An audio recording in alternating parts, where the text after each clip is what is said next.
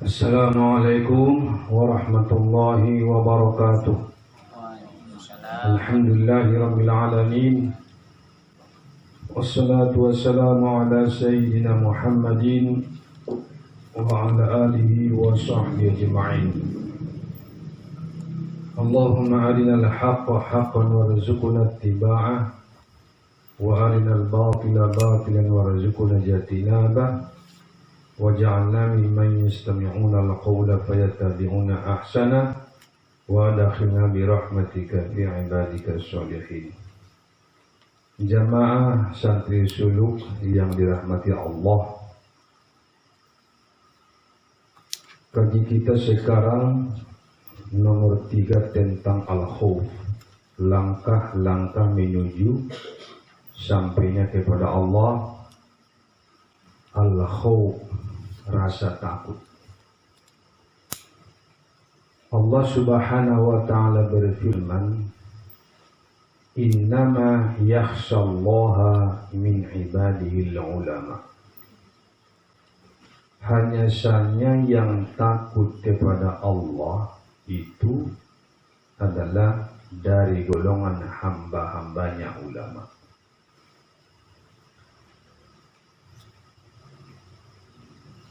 Seandainya engkau punya ilmu pengetahuan sedalam ilmu pengetahuan Imam Syafi'i tentang fikih, dan engkau memiliki pengetahuan ilmu tafsir seperti Imam At-Tabari, tetapi tidak ada rasa khosyah di hatimu kepada Allah, Anda itu adalah bukan ulama, tetapi qori, pembaca. Karena kau baca, kau tahu.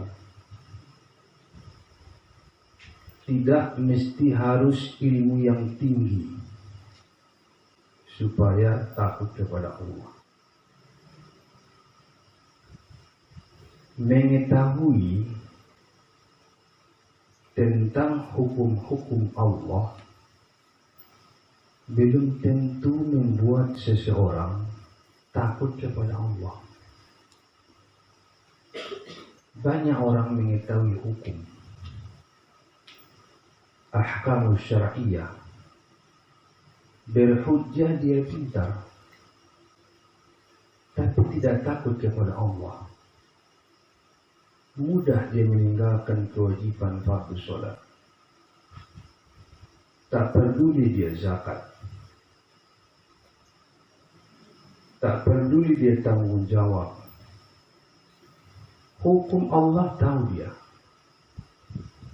Tetapi mengetahui tentang Allah, inilah yang membuat seseorang takut kepada Allah. Dia mengetahui Allah itu maha dekat kepada hambanya, maha tahu segalanya, maha kuasa,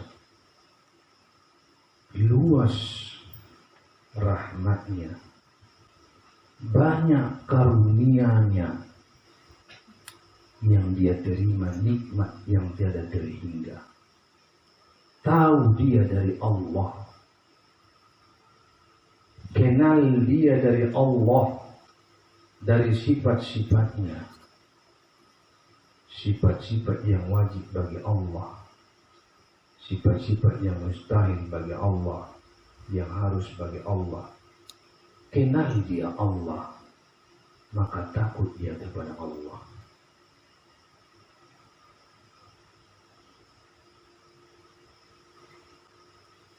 Presiden,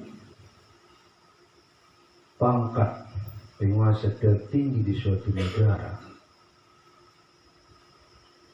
orang awam mungkin datang ke sini presiden, seperti Presiden Jokowi. Orang awam nggak kenal Jokowi, biasa-biasa dia. Nggak takut dia seperti orang biasa. Tetapi panglima tertinggi angkatan laut, angkatan darat, angkatan udara, semua hormat sama dia. Dikawal ketat dia. Para dokter dikawal oleh tim kesehatan. Disiapkan transportasi helikopter. Mereka takut kalau tidak melaksanakan tugas karena mereka kenal. Maka Anda pun, kalau engkau belum ada rasa khusya takut kepada Allah, tanda Anda kurang kenal Allah.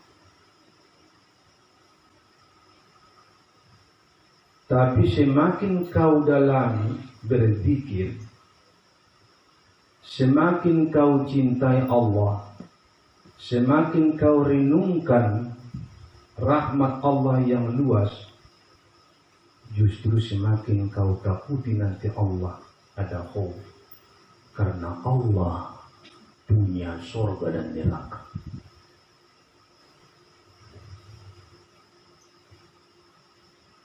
Khauf dan roja, kalau langkah yang keempat nanti, itu roja, harapan. Yang dua ini harus sejalan. Di dalam hatimu ada khauf, ada roja. Contoh, kau takut tidak lulus kelas 6 kalau tidak ikut suluk, kalau tidak siap piper, kalau tidak hafal surah Al-Mulk, kalau tidak ikut ujian. Tapi jangan hanya rasa takut saja. Ada harapan. Kalau engkau belajar, harapan lulus. Engkau ikut suluk, harapan lulus. Siap pipermu, hafal surah Al-Mulk, harapan lulus. 50% roja harapanmu ada lulus kalau menghafal sungguh-sungguh belajar, dan 50% kau ada rasa takut kalau tidak belajar sungguh-sungguh.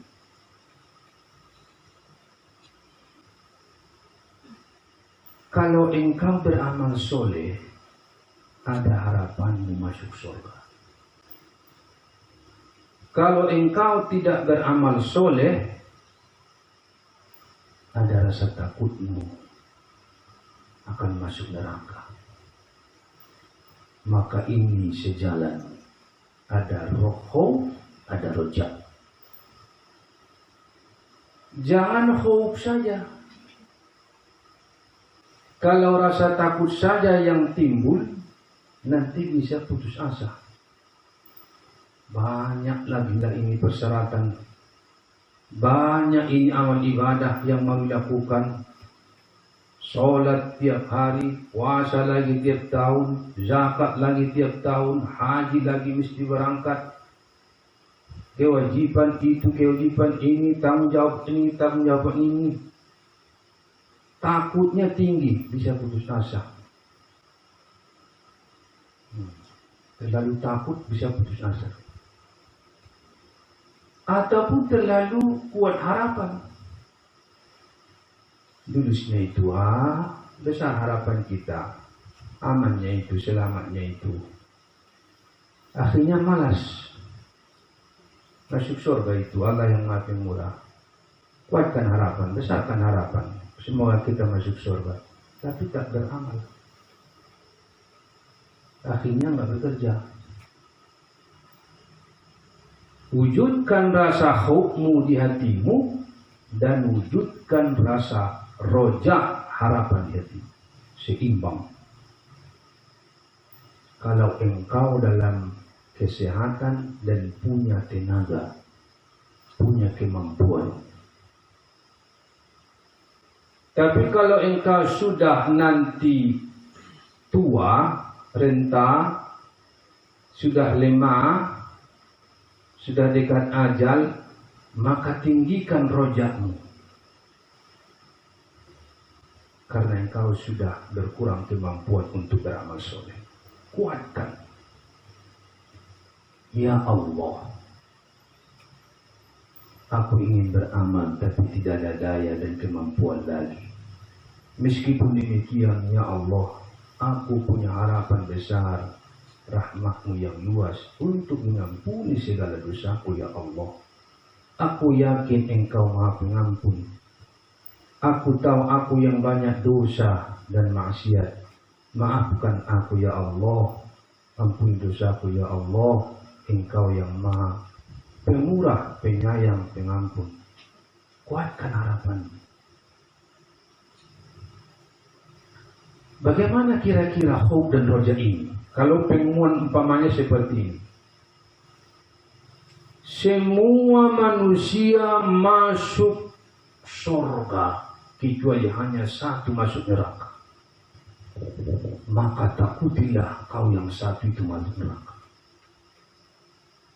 Bagaimana kalau aku yang satu itu? Supaya bangkit semangatnya.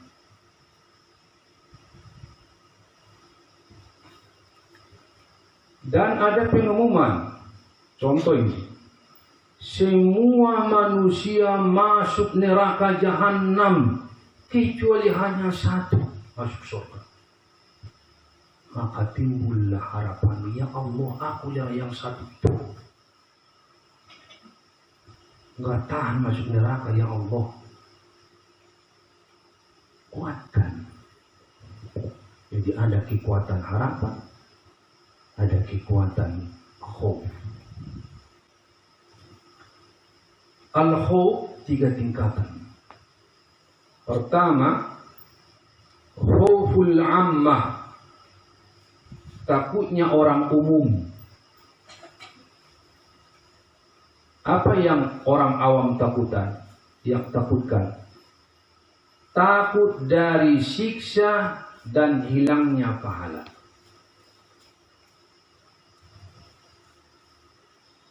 Dia beramal takut,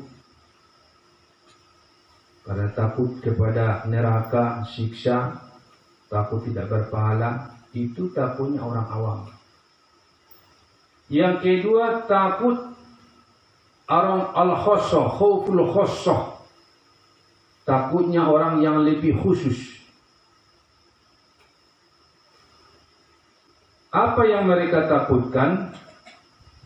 Ketakutan orang yang lebih khusus dari cercaan dan hilangnya kedekatan kepada Allah. Dia takut menjadi tidak dekat lagi kepada Allah.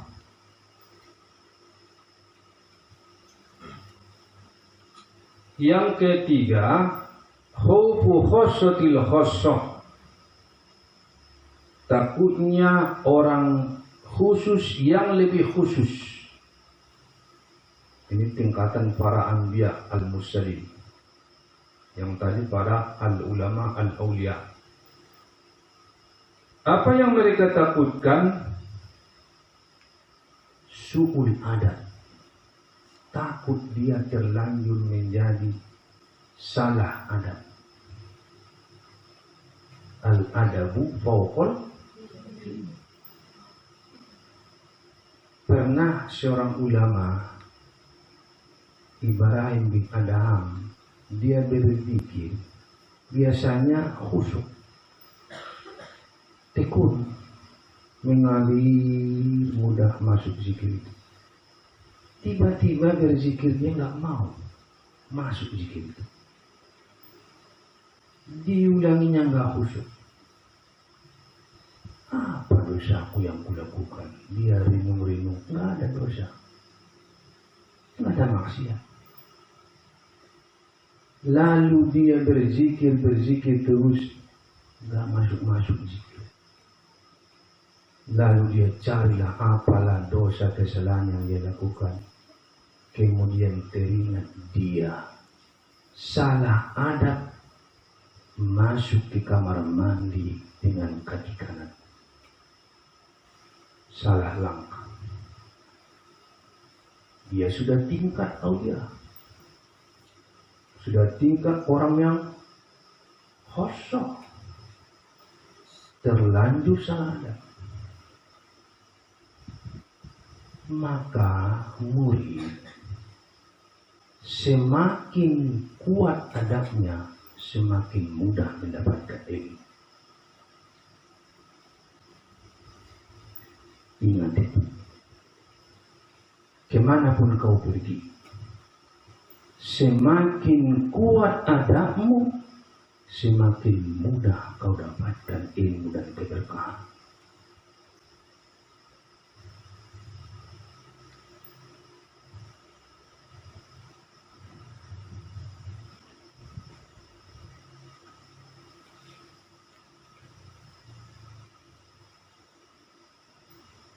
Orang yang tidak pernah menyaksikan, melihat betapa tampannya wajah Nabi Yusuf,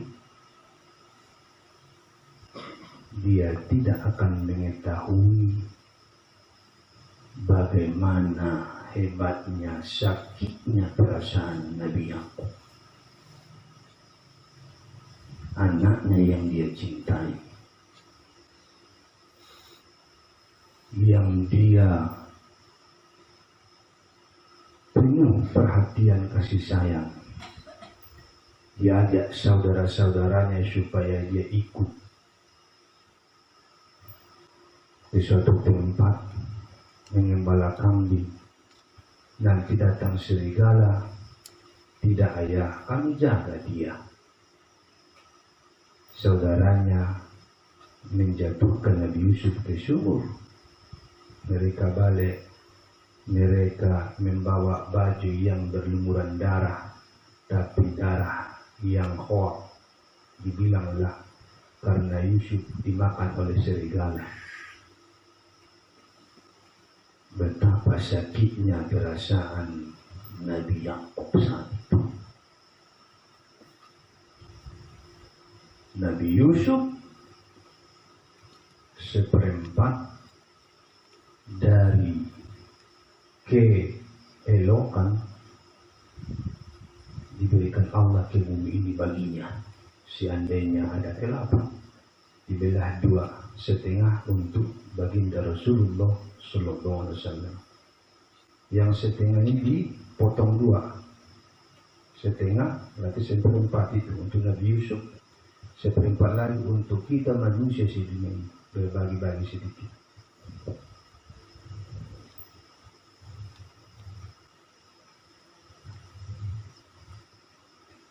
Dan roja ini Allah Subhanahu wa taala berfirman, langkah yang ke berapa itu?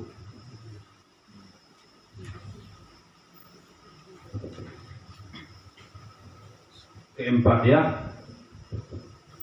Allah Subhanahu wa taala berfirman, "Faman kana yarju liqa'a rabbih faly'amal 'amalan shalihan wa la yusyrik bi ibadati rabbih ahada." Yang kita garis bawahi di sini, siapa yang mengharapkan perjumpaan dengan Tuhannya, faly'amal 'amalan shalihan, maka hendaklah dia beramal soleh. Apa amal soleh? Baca Al-Quran, berarti engkau berjumpa dengan Allah. Salat tahajud amal soleh, berarti engkau berjumpa dengan Allah. Berzikir amal soleh, kau berjumpa dengan Allah. Laksanakan amal soleh jika engkau ingin berjumpa dengan Allah. Dan satu syarat, wala yusyrik bi ibadati rabbih ahada, tidak mensekutukan Allah dengan siapapun.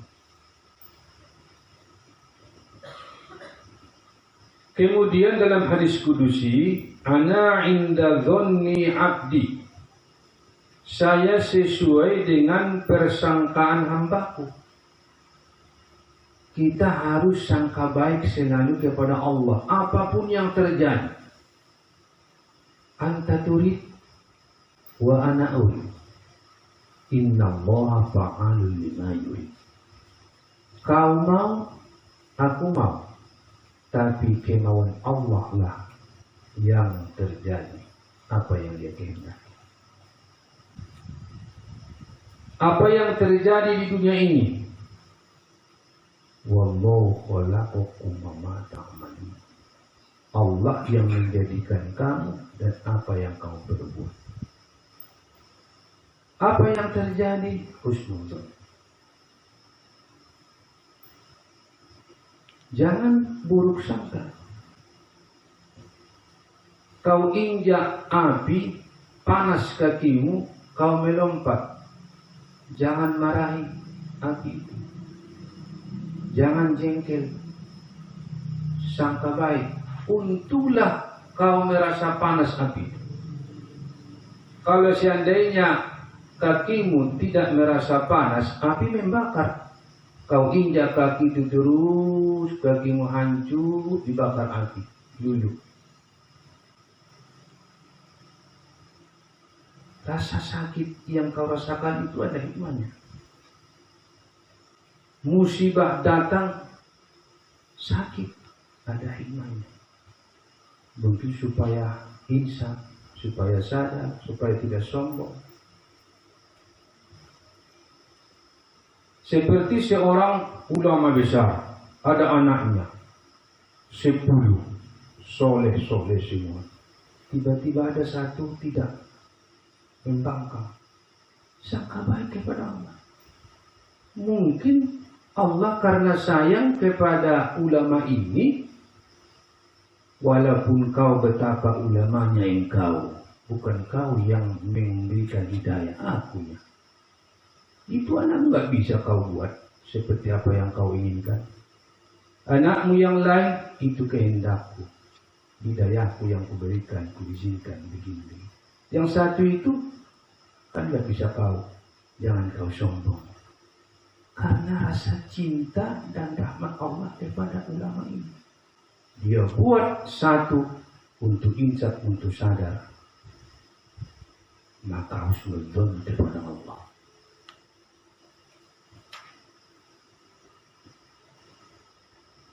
Kemudian hadis Rasulullah SAW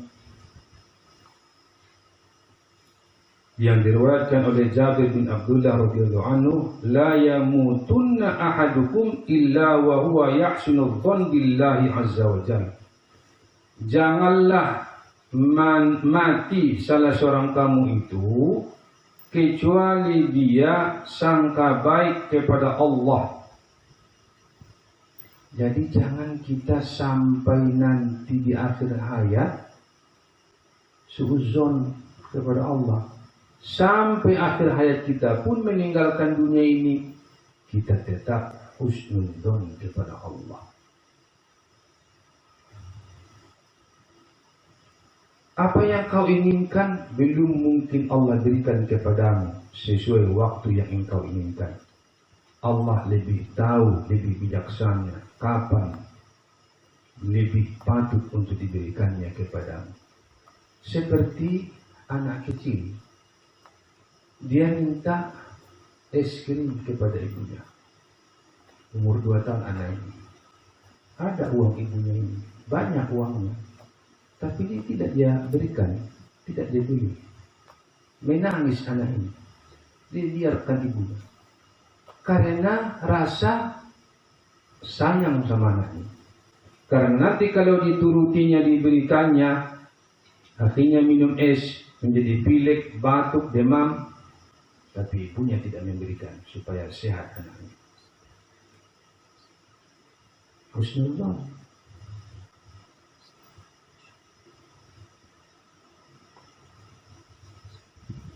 Dan salah satu resep kesehatan jiwa selalu husnuzon kepada orang lain, kepada Allah. Zunnu muslimina khairan, kata Rasulullah. Sangka baiklah kepada kaum muslimin. Jangan sangka buruk. Kalau engkau sangka buruk, disitulah setan menumpang. Dia pupuklah sangka burukmu itu, dia kembangkan di pikiranmu, dia kembangkan di hatimu, dia terjemahkan dan sebagainya, padahal tidak tepat. Kau susah dengan husnuzon. Tapi kalau husnuzon, Anda tenang. Apalagi antara keluarga suami istri.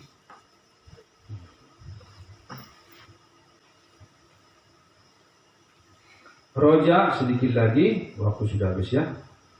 Roja ada 3 tingkatan.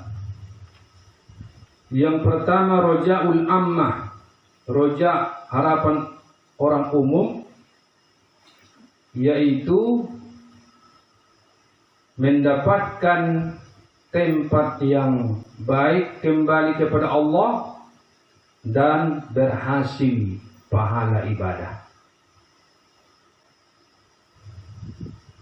Rojaul khosoh, roja orang yang lebih khusus, husulur ridwan wal iktirab, mendapatkan keberhasilan keriduan Allah dan dekat kepada Allah.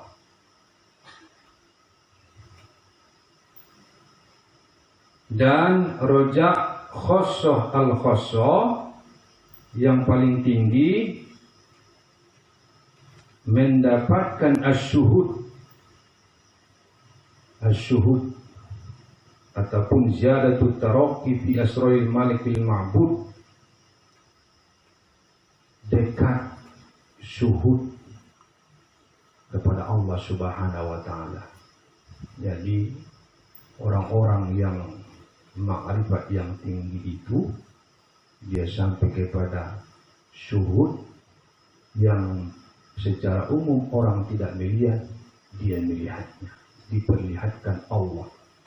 Seperti kepada Nabi Ibrahim, kepada Nabi Muhammad Sallallahu Alaihi Wasallam yang Isra Mi'raj, bertemu dengan Nabi Adam, Nabi Musa, Nabi Ibrahim, bertemu dengan Allah Subhanahu Wa Taala di waktu Isra Mi'raj itu. Jibril membawa Rasulullah masuk pintu langit pertama sampai terus ke Sidratul Muntaha. Satu semut lagi, satu garis lagi, seandainya Jibril terlanjur dia akan hancur. Tapi Rasulullah lah yang bisa masuk ke situ, bertemu dengan Allah. Dan adab Rasulullah di waktu bertemu dengan Allah, duduk bersimpul, duduk kebalikan tawaruk, tangan di atas dan tunduk kepala, seperti kita kaifiat berzikir. Rupanya itulah duduk yang paling beradab.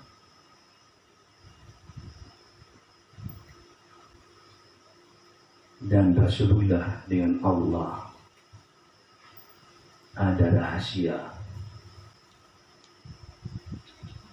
antara Allah dan Rasulullah. Rasulullah melihat surga, dia melihat neraka. Dia lihat di surga paling banyak penduduknya orang-orang miskin.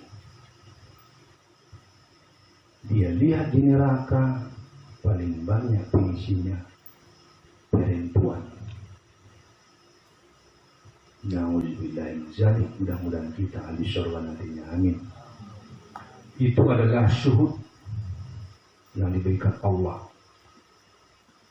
bagi orang yang khossatul khossah, para anbiya al-mursalin. Walhamdulillahirabbil alamin. Bismillahirrahmanirrahim. Alhamdulillahirabbil alamin. Wassalatu wassalamu ala asyrafil anbiya'i wal mursalin wa ala alihi washabbihi ajma'in. Allahumma ja'al jam'ana hadza jam'an marhuma wa tafarraqana min ba'di tafarraqan ma'suma. Rabbana atina fid dunya hasanah wa fil akhirati hasanatan wa qina adzabannar. Wa sallallahu ala sayyidina Muhammad wa ala alihi washabbihi ajma'in. Walhamdulillahirabbil alamin. Taqabbalallahu minkum.